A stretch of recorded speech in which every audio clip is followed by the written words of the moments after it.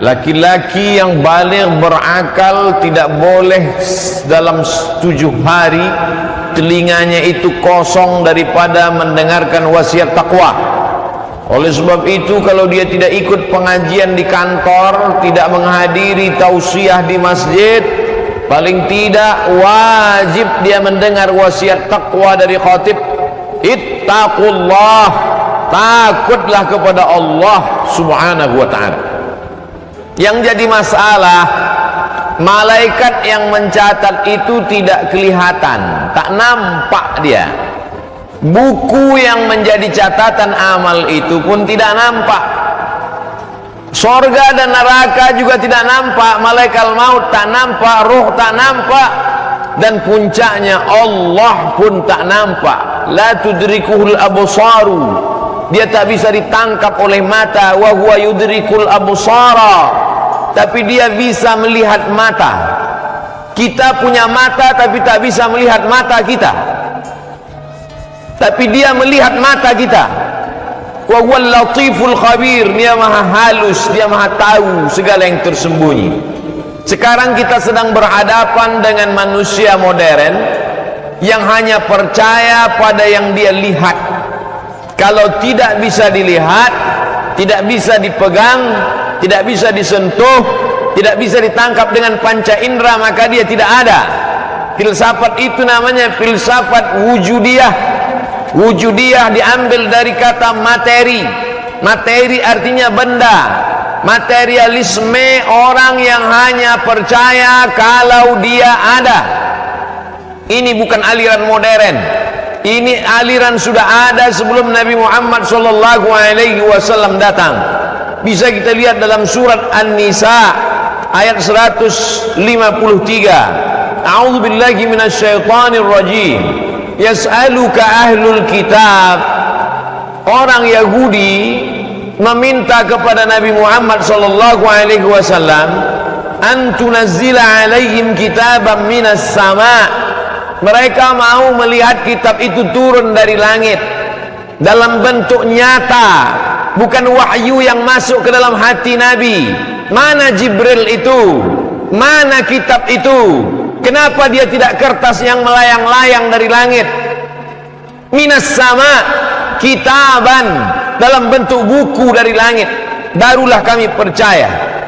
Apakah mereka itu melakukan perbuatan jahat kepada Nabi Muhammad SAW? Mereka tidak jahat seperti Abu Jahal, Abu Lahab. Perbuatan mereka melawan bukan dengan kekerasan, dengan senjata, tapi dengan perang pemikiran, brainwash, brain otak, wash cuci otak. Begitu yang dilakukan Yahudi menghadapi Nabi Muhammad SAW. Maka Allah mengingatkan Nabi Muhammad SAW, kalau hari ini orang Yahudi meminta engkau untuk menunjukkan mana kitab yang turun dari langit dalam bentuk kertas, faqad sa'alu Musa akbara min dzalik. Ingatlah wahai Muhammad SAW, mereka dulu meminta kepada Nabi Musa lebih hebat, lebih dahsyat, lebih parah, lebih kufur, lebih ingkar daripada itu. Apa yang mereka minta? Faqalu, mereka berkata, arinallaha jahrah, tunjukkan kami Allah itu nyata. Jahrah, jelas. Mana Tuhan itu? Mana Tuhan itu yang nyata? Baru kami percaya. Kita pun sekarang sedang menghadapi manusia-manusia seperti itu. Walaupun mulutnya tidak pernah menantang ustadz, belum pernah lagi ada jamaah yang tegak berdiri dan berkata, mana Tuhan itu ustadz? Mereka memang tidak lantang berkata seperti itu, tapi perbuatan mereka menunjukkan bahwa mereka sebetulnya tidak percaya kepada Allah yang ghaib. Makanya sholat itu nomor 2. Yang pertama kali sebelum sholat adalah asyhadu, aku bersaksi la ilaha illallah, bahwa dia yang tak nampak itu ada. Dia ada, hanya saja aku yang lemah tak dapat melihatnya. Wa asyhadu, dan aku bersaksi anna Muhammadan, bahwa Muhammad Rasulullah SAW jarakku dengan dia 14 abad, 1442 tahun yang lalu kalau dihitung dari hijrahnya. Aku tak pernah melihat dia, tapi aku percaya bahwa dia adalah utusan Allah subhanahu wa ta'ala. Hari ini kita lihat manusia sudah terjebak pada aliran materialisme. Dia hanya percaya kalau dilihat CCTV. Dia hanya takut kalau dikontrol oleh Satpol PP, polisi, tentara, petugas pajak, inspektoral jenderal, KPK, BPK. Tapi kalau yang melihat itu adalah yang gaib, Allah, maka dikatakan wa huwa ma'akum ainama kuntum. Dimanapun kau berada, maka dia bersama dengan kamu. Wa huwa sami', dia maha mendengar. Ma yalfizu min qaulin, tak keluar satu kata dari mulutmu illa ladaihi raqib, ada malaikat yang mengawasi atid, malaikat amat sangat dekat. Inna alaikum lahafizin, bersama kamu ada malaikat-malaikat kiraman, mulia, katibin, mencatat segala amal. Zahir, batin. Ada yang zahir nampak, tapi ada batin yang tak nampak. Dalam lagu kebangsaan negara Republik Indonesia pun dinyatakan ada yang zahir, ada yang batin. Bangunlah jiwanya, bangunlah badannya. Badannya nampak, jiwa tak nampak. Oleh sebab itu, dalam ungkapan Idul Fitri pun orang berkata, mohon maaf, zahir dan batin. Orang barat yang katanya tak percaya kepada yang batin itu pun, ketika mereka kecelakaan, mereka memberikan simbol SOS, save our soul. Soul artinya jiwa, soul artinya roh. Selamatkan rohnya kami, selamatkan nyawa kami. Mana nyawa itu? Ada orang pernah melihat nyawa. Oleh sebab itu mereka yang ingkar itu sebenarnya sedang memanipulasi dirinya sendiri, sedang menipu suara hatinya bahwa dia percaya kepada Allah subhanahu wa ta'ala. Hari ini kita semua meninggalkan yang bekerja di kantor, meninggalkan tokonya, meninggalkan jualannya. Kenapa? Padahal tidak akan ada yang memeriksa dia, karena kita tidak lagi tinggal pada masa Khalifah Abu Bakar, Umar, Utsman, Ali. Kita tidak lagi dikontrol dalam ibadah. Silakan. Kenapa kita hari ini datang ke masjid? Alhamdulillah, kita masih percaya kepada Allah. Kita masih percaya bahwa kita akan mati, dan setelah mati kita akan bangkit kembali, dan setelah itu kita akan menghadap Allah subhanahu wa ta'ala. Tapi hari ini yang dipentingkan orang hanya zahir saja. Dari mulai rambut, kulit kepala kena ketombe, sampai lubang telinga yang berdaki kotor, sampai hidung, wajah, kulit pori-pori yang tersumbat, sampai dari ujung rambut ke ujung kaki, yang diperhatikan orang hanyalah zahir. Sampai-sampai orang mengeluarkan duit jutaan bahkan miliar untuk operasi plastik. Dari mulai alis mata, kelopak mata, hidung, dagu, pipi, sampai ujung kaki, semuanya zahir. Islam datang untuk menunjukkan kepada kita bahwa yang zahir ini sementara, bahwa yang zahir ini akan lapuk, akan mati. Setinggi-tinggi usia manusia baina sittina wa sab'in, antara 60, 60, 70, 70. Setelah itu kita akan mati menghadap Allah subhanahu wa ta'ala. Tapi bukan pula berarti Islam tidak mementingkan zahir. Islam mementingkan zahir.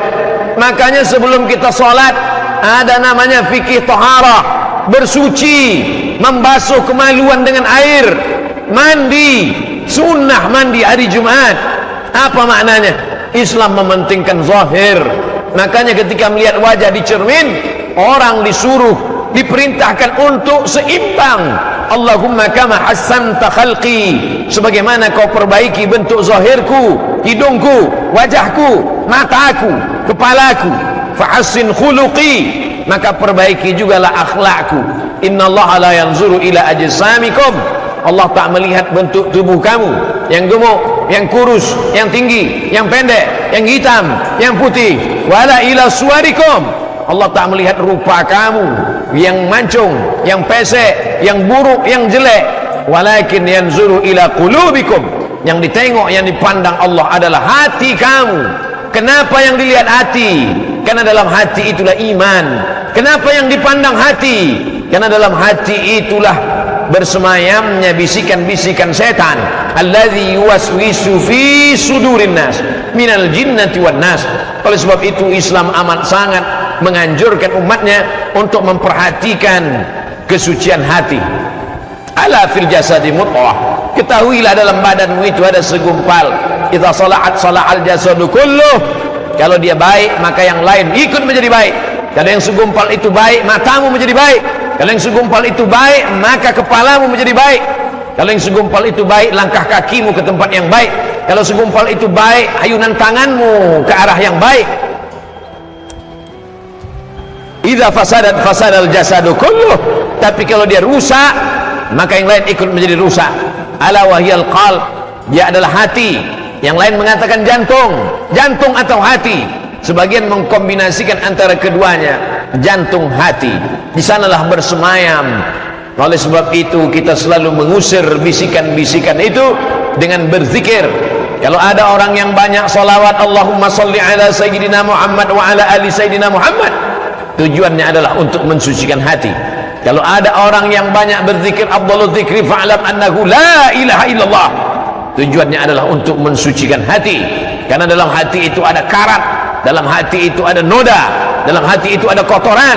Kalla bal rana ala qulubihim, dalam hati itu ada satu titik. Ketika kita melakukan perbuatan dosa, muncul satu titik. Ketika kita beristighfar, hilang titik dosa. Ketika berbuat dosa, silap, khilaf dan salah, muncul satu titik. Ketika kita beristighfar, salat sunat, Rabbighfirli warhamni wajburni warzuqni wahdini wa'afini wa'fu anni. Tapi ketika satu titik itu dibiarkan, dia menjadi besar, disusul dengan titik-titik yang lain, akhirnya hati menjadi gelap. Kalau sudah hati menjadi gelap, pandangan menjadi gelap, pendengaran menjadi gelap. Summum bukmun amyun, peka, tuli, bisu, buta, la ya'qilun, akal tak lagi dapat diajak berpikir. Maka tausiah khutbah hanya sekedar angin lalu saja. Kenapa demikian? Karena zahirnya sehat, badannya sehat, tapi hati dalam keadaan sakit. Sakit yang tidak bisa diperiksa oleh dokter spesialis sekalipun. Yang tahu hanyalah kita dengan Allah subhanahu wa ta'ala. Apa hukuman Allah kepada mereka yang hanya percaya kepada yang zahir saja, tak percaya kepada yang batin? Fa'akhadhatshumus sa'iqatu bizulmihim, mereka disambar oleh petir yang menyambar. Makanya ketika mendengar petir kita bertasbih, berkata kepada Allah subhana man yusabbihu bihi ar-ra'du wa bihamdih, maha suci Allah. Petir, planet, kilat, guruh, guntur, semuanya bertasbih mengagungkan Allah subhana man yusabbihu bihi ar-ra'du wa bihamdih. Adapun mereka mati disambar petir. Kenapa? Karena mereka menantang Allah subhanahu wa ta'ala. Summat takhadhul ijla min ba'di ma ja'atshumul bayyinat, mereka menyembah patung anak sapi yang dibuat oleh Samiri, padahal sudah datang kebenaran. Nabi Musa sudah datang, Taurat sudah datang, tapi mereka tetap mengesampingkan kebenaran. Kalau ada orang yang tidak menerima kebenaran karena Nabi belum datang, kita tidak berjumpa dengan Nabi, tapi pewaris Nabi sudah datang. Al ulama warasatul anbiya, ulama pewaris para nabi. Tapi kalau tetap juga mencari-cari anak sapi, tetap juga menyembah makhluk, maka sesungguhnya apa yang akan terjadi? Allah akan menurunkan hukuman. La ta'murunna bil ma'ruf, ajak orang berbuat baik, wala tanhauna 'anil munkar, larang orang dari perbuatan mungkar.